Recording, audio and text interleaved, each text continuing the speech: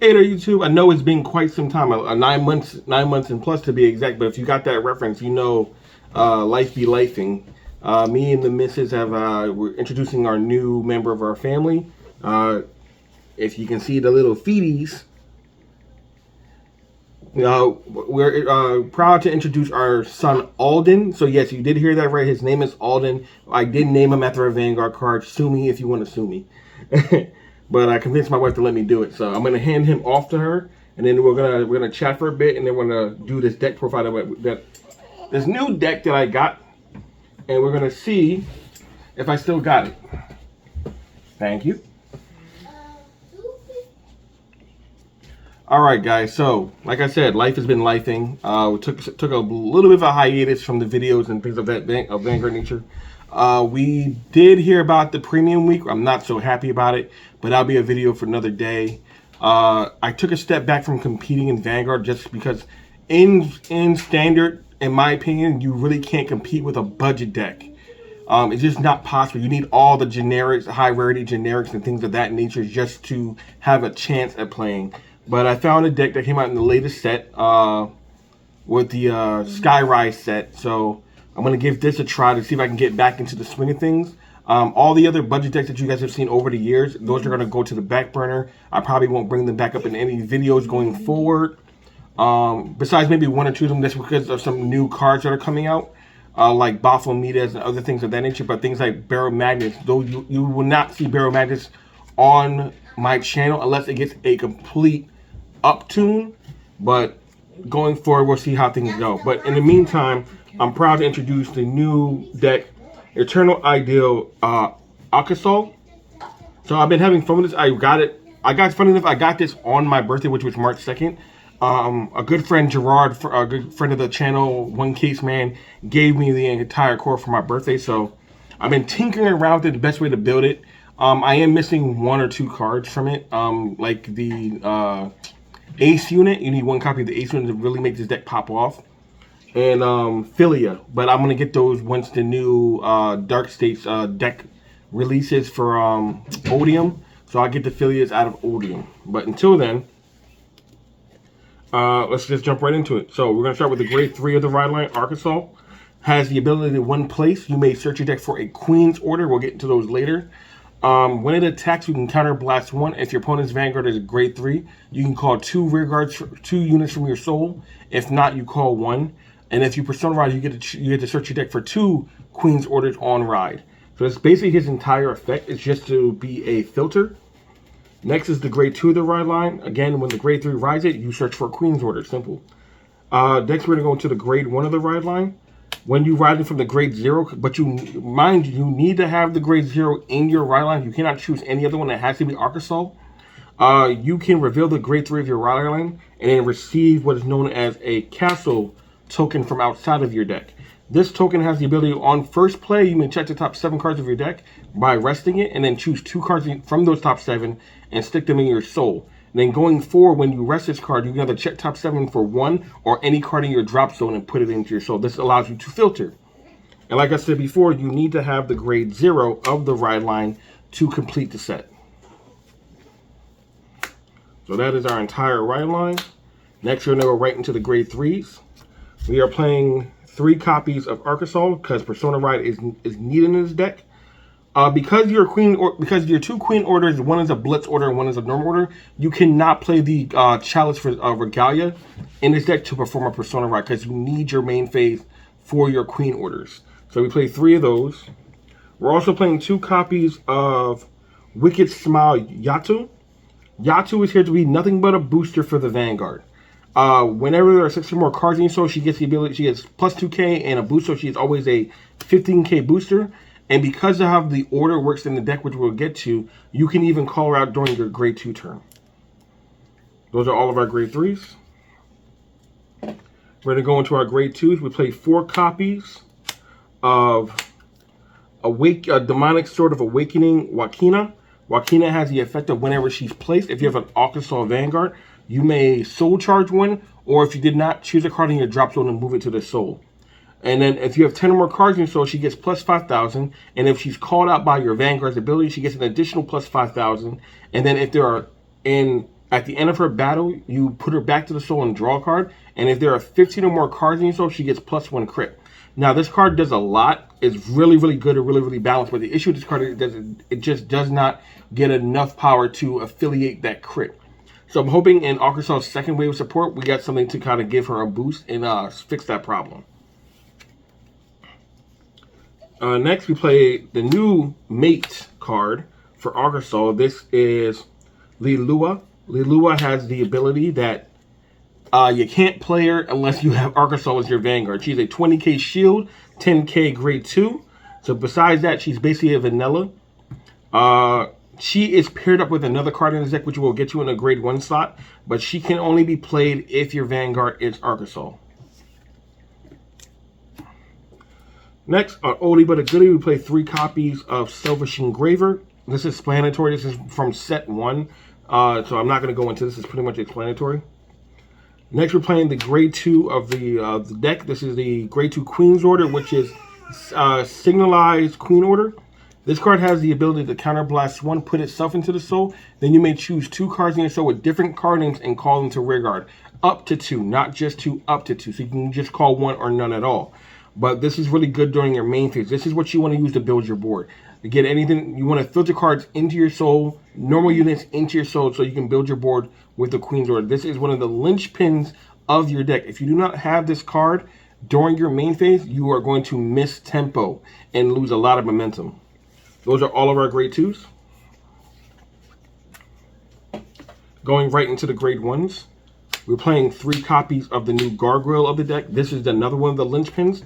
Gargoyle has the ability to, when placed from anywhere, you may Energy Blast 3. Choose a Queen's Order in your soul, add it to your hand, and soul charge 1 card.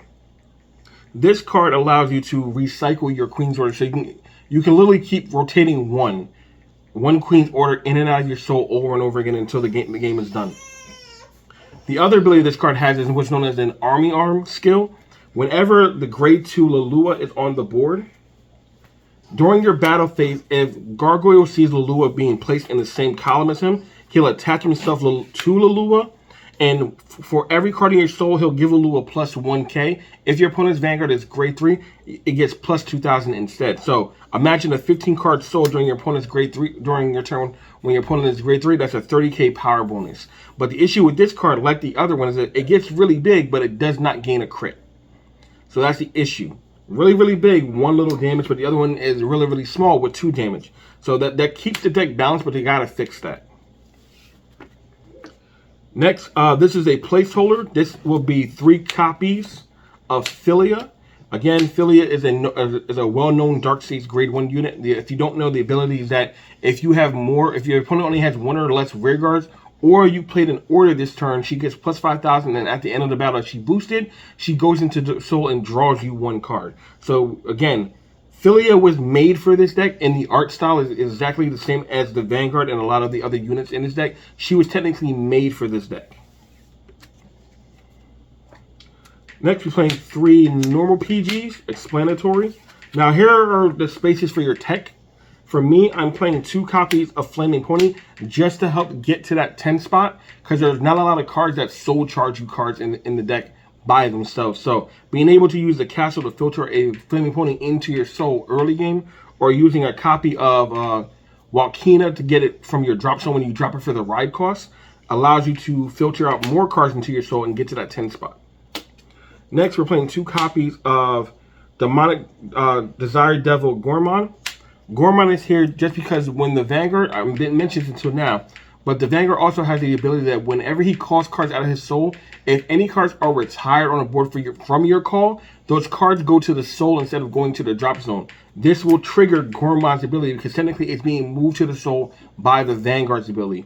For those who don't know, Gormon says when it is moved in the soul by your Vanguard's ability, you may counterblast 1, and then to the end of that turn, your opponent must guard every attack with 2 or more cards. Then we're going to go right into the Blitz order of this deck. This is Victimized Queen Shield. So this card has the ability that you may soul charge 1 card, choose any card in your soul, move it to the Guardian Circle, and give it 5,000 power. If you choose the mate card, you may give the mate card an additional 10,000 instead of 5,000. So this becomes a 30,000 shield. This card works similar to another Dark States Blitz order. I forgot the name of it. I think it's Night Parade. But it's name-based and it's searchable. We play one copy of the Sanctitude. I'm just using this one because I have the original Sanctitude in other decks. Next, we're going to right into the triggers. We are playing the red OT because we want tempo. We want more swings. This allows you to get a 6 swing if you hit it on time. We're playing 7 crit, 4 effect, 3 normal. We're playing 4 front triggers, which are the 20k front triggers. I would recommend going to the front triggers that go into soul. That way you can, Alana. That way you can increase your soul count faster. But I don't have access to those yet. But that's why I'm using these as more shield value. Because again, you want to try to survive. And again, I'm playing 4 vanilla heals. But if you guys want to play the effect heals, be my guest. It's your preference. But that is the entirety of the deck. So I will shuffle this up real quick. And then I'll give you a demonstration of what the deck can do.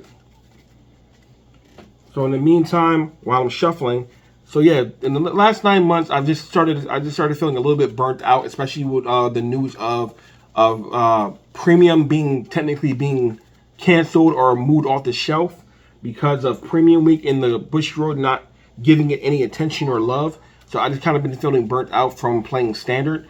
Yes, this is a standard deck. Yes, I'm very interested in the deck, but I believe premium should not be removed because it's the eternal format. It's how we all started the game one way or another. And this new format shouldn't take the place or remove it from the category just because Bushiroad doesn't feel as though it's making them any money. But that's neither here nor there. But so, okay, we're going to go right into it. So, again, you're going to start off with your Vanguard Alcasal.